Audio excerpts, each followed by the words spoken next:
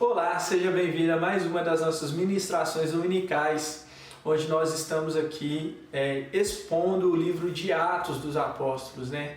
Hoje daremos continuidade à exposição desse livro, onde nós estaremos abordando o capítulo 17. E para introduzir o capítulo 17, é bom a gente rever um pouco do que ocorreu anteriormente no capítulo 16, onde Paulo, após libertar uma jovem possessa de um espírito adivinhador, vai preso junto de Silas. E lá na prisão, eles, após uma noite de louvor a Deus, vivem uma experiência extraordinária das cadeias abrirem, né? E isso possibilitar a evangelização do carcereiro lá. Então, após ocorrer esses fatos, Paulo e Silas são libertos, são soltos pelas autoridades romanas ali. Então eles prosseguem na sua viagem missionária. Eles chegam ali na região da Macedônia, né? E vão se estabelecer na cidade de Tessalônica. E hoje nós vamos ver como se deu essa pregação de Paulo em Tessalônica.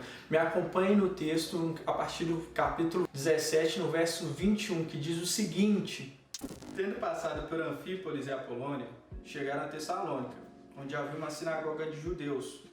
Paulo, segundo seu costume, foi procurá-los, e por 3 sábados arrasou com eles acerca das Escrituras, expondo e demonstrando ter sido necessário que o Cristo padecesse e ressurgisse dentre os mortos. E este, dizia ele, é o Cristo Jesus que eu vos anuncio.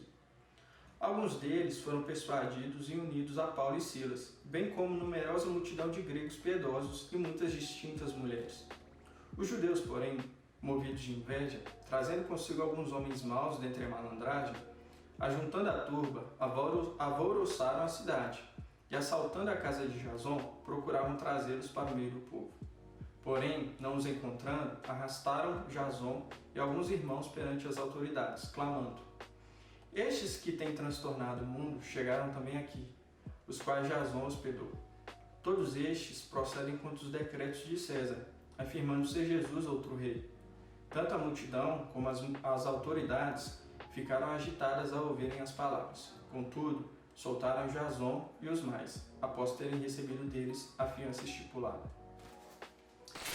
Irmãos, é sabido que durante o ministério de Paulo, ele sempre procurou as principais cidades do Império Romano para buscar ministrar o Evangelho. E nesse período, ele chega então a Tessalônica, que era um centro comercial importante da província da Macedônia. Era também a capital da província e a sua maior cidade. E aí a gente tem o nosso primeiro ponto que eu gostaria de destacar com vocês. É que os centros urbanos são excelentes campos missionários. Assim como Paulo buscava os centros comerciais e urbanos da sua época, assim nós também temos o privilégio de hoje estarmos estabelecidos em um centro urbano como Belo Horizonte. E por ser um centro urbano, Belo Horizonte tem algumas características que são interessantes para nós para a ministração do Evangelho. Ela concentra pessoas de vários lugares do estado, do país e de outras nações. Ela também nos permite promover ideias, discussões, debates. Ela serve como um propulsor, um alto-falante, um megafone para as nossas mensagens. Aquilo que acontece na cidade tende a influenciar as outras regiões, as outras cidades à sua volta. Então nós não podemos negligenciar a importância das cidades. Tim Keller, no seu livro Igreja Centrada, ele diz que é inevitável para um ministério frutífero abraçar a cidade. Se um ministério frutífero deseja ter sucesso na ministração do Evangelho, ele deve abraçar a cidade, deve buscar se envolver com a cidade e entender que ela é um campo missionário maravilhoso e estratégico, onde nós podemos ali ministrar o Evangelho e que falta um ministério do Evangelho na cidade. E a partir disso a gente pode entender então um pouco da estratégia de Paulo e nos sentirmos inspirados a nos envolver com a cidade, nos envolver com as demandas dela, entender que ela nos traz oportunidades para a ministração do Evangelho e que as pessoas precisam do anúncio do Evangelho na cidade. E continuando o texto, a gente vai ver que Paulo diz o seguinte: Paulo, segundo seu costume, foi procurá-los e por 3 sábados arrasou com eles acerca das Escrituras, expondo e demonstrando ter sido necessário que o Cristo padecesse e ressurgisse dentre os mortos. E dizia ele: é o Cristo Jesus que eu vos anuncio. Nos versos 2 e 3, nós vemos que Paulo, tendo procurado as sinagogas, ele arrazoava, ele arrazoou com os judeus e os gentios piedosos que estavam lá a respeito das Escrituras. A palavra arrazoou tem a ideia de discutir, debater, expor ideias, argumentar uma ideia a partir de uma afirmação. Então Paulo, ele argumentando, expôs, que quer dizer literalmente mostrar detalhadamente, e o que Paulo estava mostrando detalhadamente para o povo que ali o ouvia, que era necessário que o Cristo padecesse, que era necessário que o Cristo sofresse, morresse e ressuscitasse ao terceiro dia. Mas Paulo também demonstrou, o texto fala que expondo e demonstrando o quê? Que Jesus era esse Cristo prometido e que os acontecimentos da vida de Cristo apontam que ele é o Messias prometido nas Escrituras. O fato de Jesus ter morto e ressuscitado ao terceiro dia aponta, então, evidencia que ele é o Messias prometido nas Escrituras. Então Paulo expondo, mostrando detalhadamente que as Escrituras apontavam que o Cristo deveria padecer, ele demonstra que Jesus era aquele Cristo que padeceu para a salvação do povo. Isso nos leva ao segundo ponto aqui da nossa mensagem, que é o seguinte: Deus nos colocou na cidade para que possamos anunciar o Evangelho de Jesus Cristo às pessoas. Meu irmão, Cristo não te colocou à toa no seu trabalho, ou na família que você tem, com as pessoas que você convive, ou até mesmo na sua faculdade, escola, sua vizinhança. Deus tem um propósito com isso. Ele te colocou lá para que você, sendo luzeiro, sendo sal, possa expor, anunciar às pessoas o Evangelho de Cristo. Cristo espera que você e eu andemos pela cidade, ocupando os vários locais da cidade, as várias funções que nos foram dadas, anunciando o Evangelho. E não só anunciando o Evangelho, mas também apontando para uma nova realidade de vida, diferente da cidade terrena, que, além de proporcionar a oportunidade de desenvolvermos coisas boas, potencializa o mal humano. Então Cristo conta com você e eu, que formamos o corpo dele aqui na terra, para sinalizar uma nova realidade de vida, a realidade do reino de Deus, a nova Jerusalém que um dia virá, mas que já pode ser experimentada por todo aquele que vier a crer em Cristo, todo aquele que depositar a sua confiança em Jesus Cristo. E seguindo no texto, sabemos que quando Paulo estava pregando, 2 públicos se converteram à sua pregação. Nós vemos que no verso 4 afirma que algumas pessoas foram persuadidas e foram unidas a Paulo e Silas. Dentre essas pessoas tiveram judeus e gentios piedosos, e que isso provocou a inveja dos judeus, levando a afirmarem diante das autoridades da cidade que aqueles que têm transtornado o mundo chegaram até aquele lugar. Vale aqui ressaltar que os judeus criam que o governo do Messias seria um governo político-militar, que ele viria e restauraria a glória de Israel, estabelecendo o reino de Israel sobre todos os outros reinos. Então, quando Paulo anuncia o Evangelho, expondo que era necessário que o Cristo padecesse, isso vai gerar revolta no coração dos judeus. E não só isso, mas também o fato de gentios piedosos terem se convertido é motivo de inveja, porque afinal a expressão gentios piedosos quer dizer que aqueles gentios temiam a Deus, acreditavam no Deus dos judeus, mas não tinham a coragem de se converter ao judaísmo. Então, quando Paulo chega e essas pessoas são persuadidas pela pregação de Paulo e se unem a Paulo e Silas, unido ao fato de que Paulo e Silas anunciavam um Cristo que era diferente do Cristo que os judeus esperavam, isso provocou neles inveja. Isso nos leva ao nosso terceiro ponto: o Evangelho como uma terceira via de relacionamento com Deus. Keller, no seu livro Igreja Centrada, ele vai nos apresentar o seguinte argumento, dizendo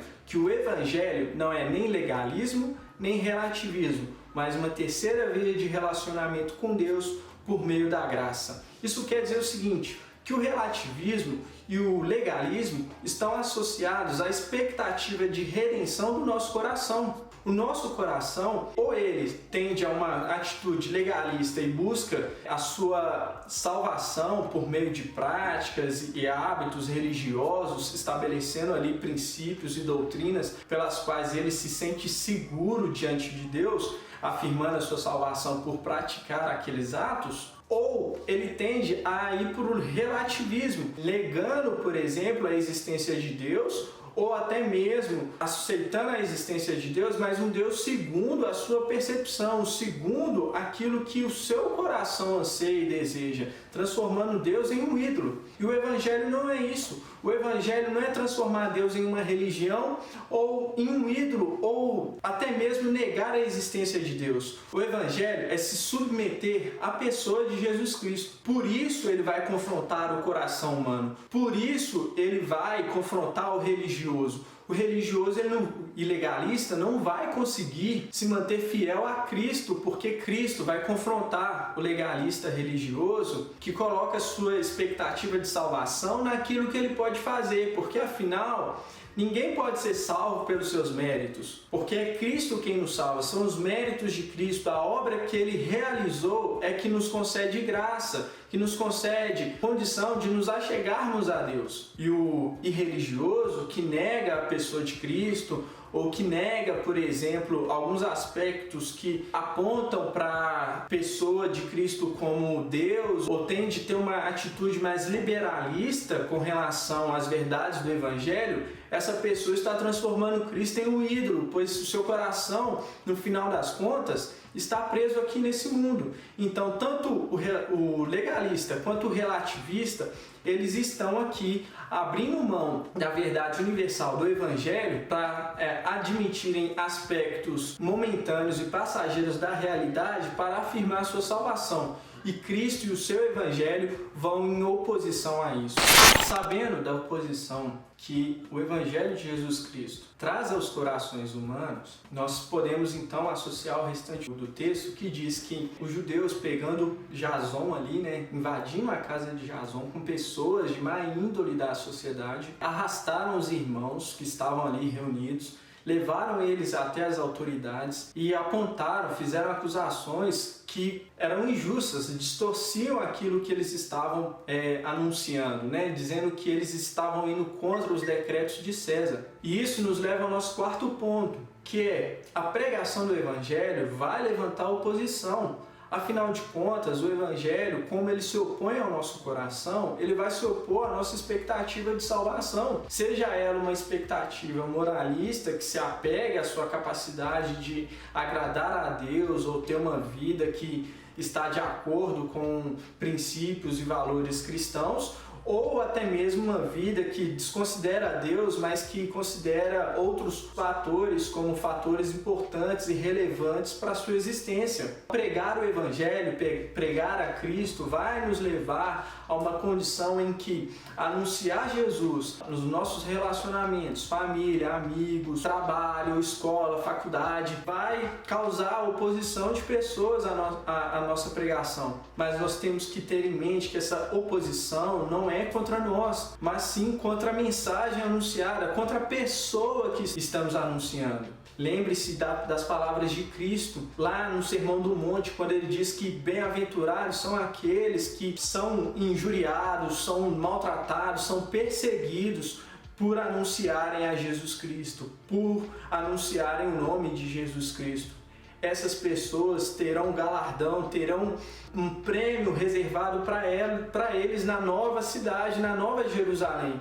E aqui a gente pode caminhar para a nossa conclusão. Irmãos, é sabido que a cidade encara vários problemas, encara várias dificuldades. Nós temos aí crise política, crise de saúde, sanitária, filosóficas, ideológicas, identitárias. A cidade está clamando por redenção, ela está clamando por salvação. Ela anseia que alguém venha e redime a sua existência, dê sentido à sua vida. E nós sabemos que só existe sentido na vida, que só existe salvação, só existe redenção para a nossa existência em Cristo Jesus. E essa salvação, essa redenção, ela começa aqui, agora, por meio do anúncio do Evangelho.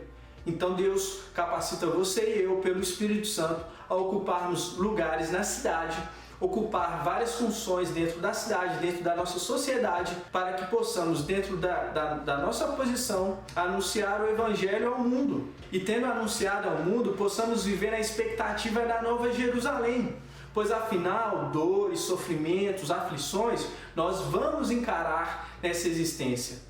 Isso é inerente à existência humana, é inerente à condição caída do ser humano. Mas a nossa esperança é de que um dia o Cristo, que nos salva dos pecados e nos dá uma nova realidade de vida, que traz o reino de Deus aos nossos corações e nos permite viver aqui e agora uma realidade já eterna, virá, e quando Ele vier, Ele restaurará consigo todas as coisas, inclusive a cidade. Pois a promessa que Cristo nos faz lá no livro de Apocalipse é de que haverá um novo céu e uma nova terra.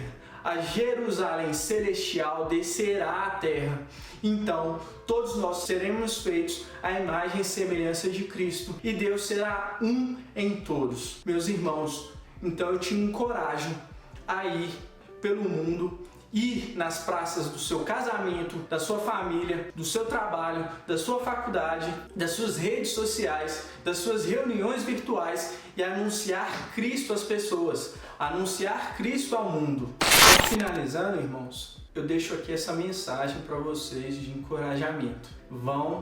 Ocupem seu espaço no mundo, anunciando o Cristo às pessoas, anunciando uma nova realidade de vida, que já pode ser experimentada aqui e agora, depositando a sua fé em Cristo Jesus, mas também anunciando uma esperança de uma nova cidade, a Nova Jerusalém, aquela onde a vontade de Deus é feita plenamente. Não haverá mais choro, mais dor, angústia, não haverá pandemia, não haverão doenças, pessoas não mais morrerão de fome, homens maus não mais maltratarão as nossas crianças, mas vivendo diante de Deus, seremos um com Ele e poderemos desfrutar da sua companhia para toda a eternidade. Eu te convido então a orar comigo. Senhor Deus e Pai, obrigado, Senhor. Obrigado pelo exemplo que o Senhor nos deu dos apóstolos que, caminhando pelo mundo, buscando as cidades, anunciavam o Evangelho de Jesus Cristo. E os discípulos, assim como relatado anteriormente no livro de Atos, que, tendo sido espalhados pela região de Judéia e Samaria, andavam anunciando Jesus Cristo. Pai, assim como o Senhor fez com eles no passado, creio que o Senhor deseja e tem nos levado a fazer hoje nas cidades, Pai. Te pedimos, Senhor, que o Senhor capacite a cada um de nós com sabedoria, ousadia e determinação, Pai, para que possamos ocupar os locais da cidade e anunciar Jesus Cristo, influenciando assim, salgando assim a existência, salgando assim, Pai, o mundo e sendo como um luzeiro, Pai, para as pessoas, que aponta para a realidade da Nova Jerusalém, a nova cidade celestial, onde a Tua vontade é feita, onde paz e alegria são encontradas em Ti, Deus. Assim eu te peço que o Senhor use a cada um de nós e nos capacite nessa obra, para a honra e glória do Teu nome. Assim eu oro e agradeço. Amém. Meus irmãos, te desejo uma semana de bênçãos e vitórias e que o Senhor Jesus Cristo te capacite e te use em todo momento para anunciar o Evangelho aonde quer que você vá.